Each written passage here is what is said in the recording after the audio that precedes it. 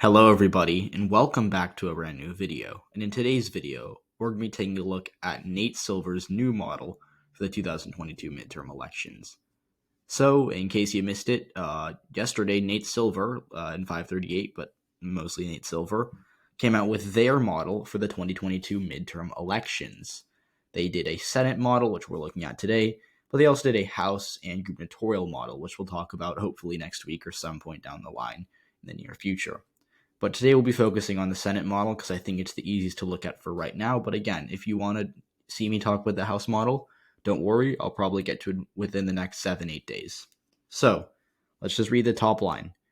The Republicans have, according to Nate Silver, a 55% chance of retaking the Senate.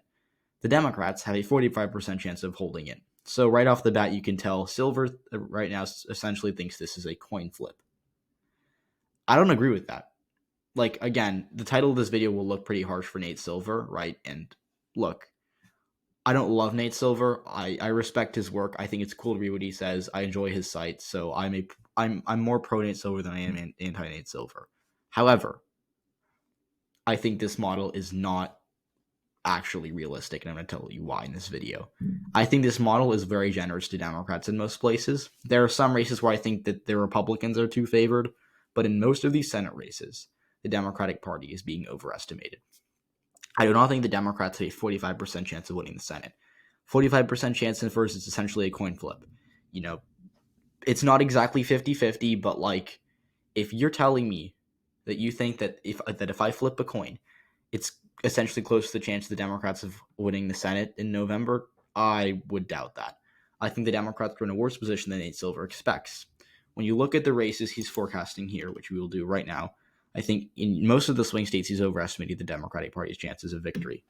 So let's just take a look into what's going on here. So the first competitive race we'll be looking at is the state of Nevada, and it is a pure tie right here. 50-50 between Laxalt and Cortez Masto. And if you look at this race, it has a very wide range of outcomes, but the widest range, or the most blowout that they forecasted, was a Laxalt plus 28 victory. So that's kind of the strongest deviation towards the Republicans. Strongest deviation towards Democrats is about Cortez Masto plus 19. I think we all know the race will be very close. It'll be somewhere in the middle here. But I don't think, when you look at this map, I don't think you can make an argument for the Democrats having a 45% chance of winning the Senate while not being favored in Nevada. I got the Democrats favored in Nevada. I'll pull up my map right here. This is my prediction. I got them favored in Nevada. It's a very close race. I think it's essentially a toss-up, but I don't have them favored in the Senate. I have them at a 35% chance of winning the Senate, and I have them winning Nevada. Nate Silver thinks the Democrats have a 10% higher chance of winning the Senate than I do, but he has them losing Nevada. So that doesn't make a ton of sense for a couple of reasons. First of all, when you look at the races Democrats need to hold to win the Senate, it's Nevada, Arizona, Georgia, and I guess they could trade Pennsylvania for one of these races, but let's just assume that they have to hold these 3 seats that are competitive. They're not, it's hard to see a scenario in which they lose Nevada, but pick up Pennsylvania to make up for that, or whatever.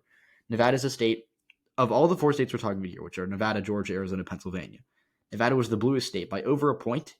Biden won it by 2.4% without campaigning there. He didn't really try. He thought he had it in the bag, and he ended up winning it by a lot less than people expected him to win it by. So I think the Democrats certainly will try harder this year. They'll certainly have a better turnout operation because, again, you have to remember, Vegas is at the heart of Democratic politics in Nevada, and it was hampered by the pandemic. So their turnout operation in Nevada was really hurt due to the pandemic.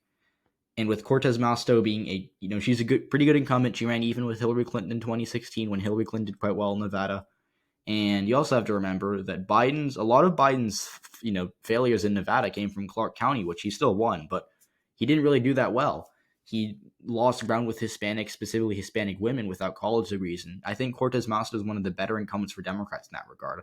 She's a Hispanic woman. I think she really appeals to Hispanic women in Las Vegas. And so I could see the Democrats losing Nevada, but while they lose Nevada, I think everything else goes down because it's kind of a wave effect, right? If the Democrats lose a seat that they should be winning in a decent night for them, like Nevada, they've probably already lost Georgia. They probably already lost, they certainly already lost Arizona.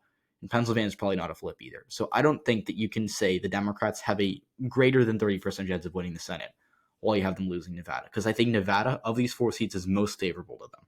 It's in many ways it's linear, right? You don't get to step 2 without getting past step 1. I think Nevada's step 1 to the Democrats holding the Senate. So I think we disagree on Nevada. What other races do we disagree on? Arizona. He's got the Democrats' favor in Arizona. 57% chance. So again, he has essentially a coin flip, but leaning towards the Democratic Party. Again, I don't like that. Arizona was a state that only voted for Biden by about 0.3%. That's a contrast from Nevada, which voted for Biden by 2.4%. So right off the bat, Arizona is 2% redder than Nevada. You can make the argument that's trending blue at a quicker rate than Nevada is, which yes, it most certainly is. But on the other hand, I think that Arizona is much more elastic than Nevada. What that means is that Arizona will swing a lot more between elections than Nevada. In fact, Nevada was, I think, the only state in 2020 to not move at all from 2016. Clinton won it by 2.4%. Biden won it by 2.4%. So it did not move. Arizona, on the other hand, Trump won it by 3.5%, lost it by about half a point. So it swung almost 4% to the left in 2020. And, on the surface, that's good for Democrats. But when you look at the Senate races in 2018, it swung, I think, 6%, almost 6% to the left, because Sinema won her Senate race by 2.5%. And Kelly in 2020, he won his Senate race by 2.5%, but it didn't swing at all in the Senate races from 2018 to 2020. So Arizona will fluctuate a lot. We'll see. And even in 2018, the Republicans won a governor's race by 14, while losing the Senate race by 2.5. So Arizona does fluctuate a lot. Nevada stays stable. It's always, narrowly going for the Democrats. That's because of the nature of it. Whereas Arizona has a lot of much swingier suburbs that will vote for Doug Ducey, but they'll vote for Mark Kelly or Joe Biden.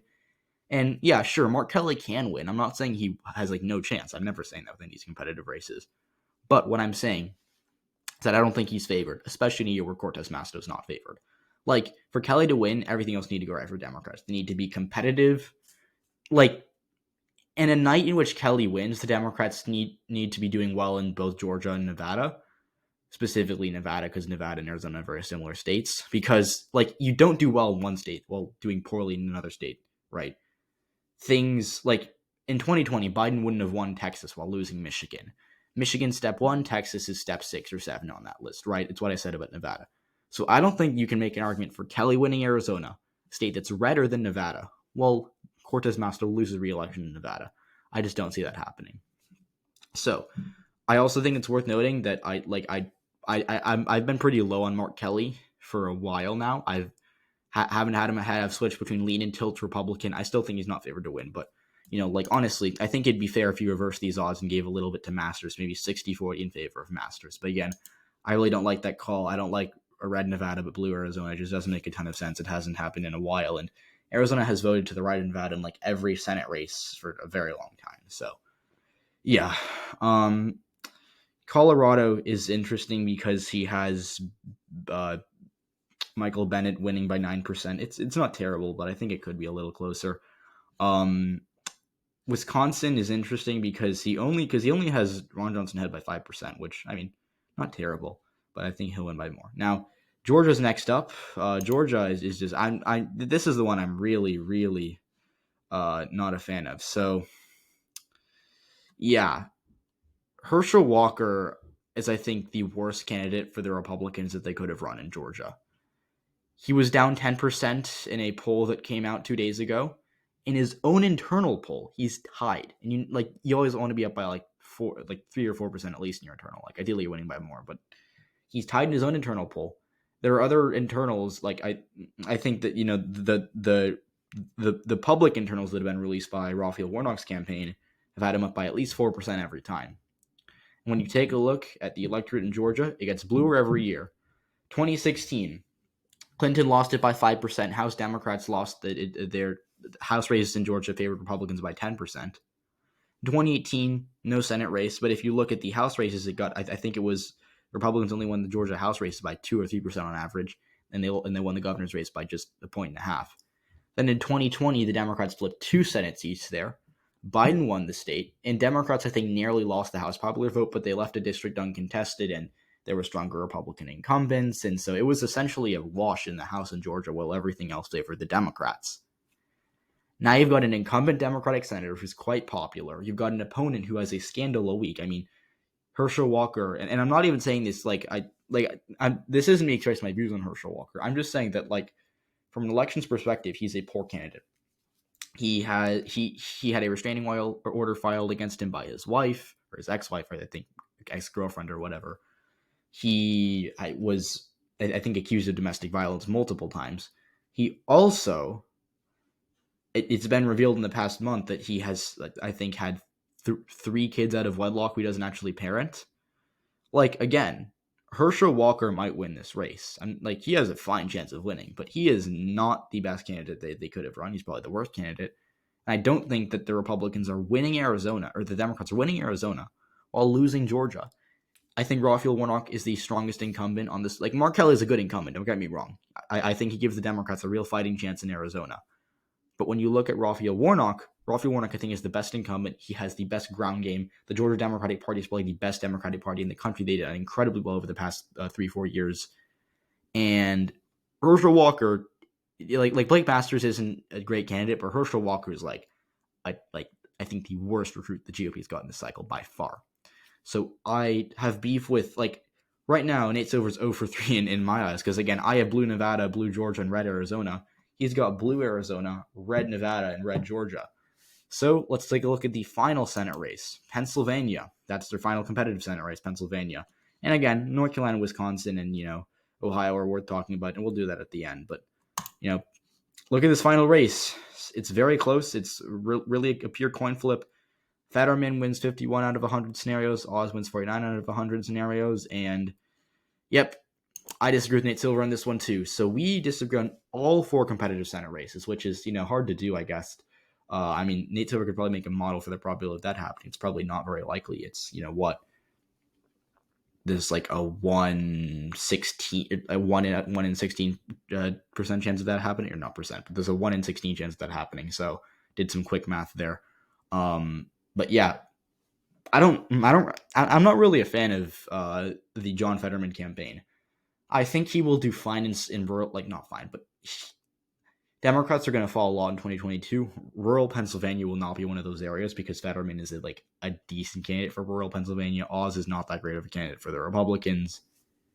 Biden already did so badly in rural Pennsylvania that it's hard for the Democrats to fall any significant amount more.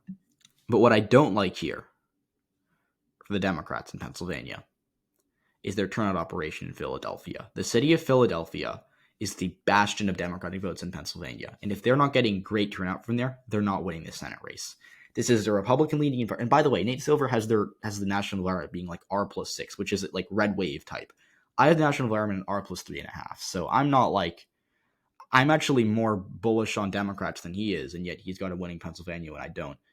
And so, again, Democrats aren't winning Pennsylvania unless they have decent rural margins, get back some ground with working class.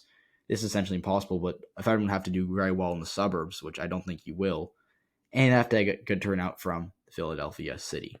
So, 1 or 2 of those things might happen, okay? But all 4 need to happen for the Democrats to be outright favored in this race, and I don't think that happens because, specifically in Philadelphia, which is the big problem here, John Fetterman, I don't think has very good appeal to black voters in Philadelphia. I think he has good appeal with some white progressives, which will be fine. But Fetterman's weakest spot in the primary was the city of Philadelphia in Delaware County. Malcolm Kenyatta actually almost beat Fetterman in the city of Philadelphia itself, despite the fact that Fetterman did incredibly well statewide. So if there's a spot that comes to bite Fetterman in the back, it will be Philadelphia because it was his worst spot in the primary. It's, I think, the spot where he's going to have the most trouble. And I just think, for now, it's a red wave. Biden only won Pennsylvania by a point. Mehmet Oz isn't a great candidate. He's not polling too well right now, I can tell you that. But I don't think he's Herschel Walker levels of scandalous, disastrous. I really don't think Fetterman's favored. I think 40% chance is the best chance I'm giving him. Again, I think that's generous. I really think Dr. Oz is going to win this race as of right now. So me and Nate Silver, we disagree on these 4 main Senate races. I really just think it's hard to see the Republicans winning the national popular vote by 6% and not being massive Senate favorites. I just think this model is really all over the place. I'm not a big fan of it. So tell me what you think in the comments below. Do you think the Democrats are going to win the Senate? Do you think the Republicans are going to win it? Let me know. Thanks for watching, and I'll see you all in the next video. Bye, guys.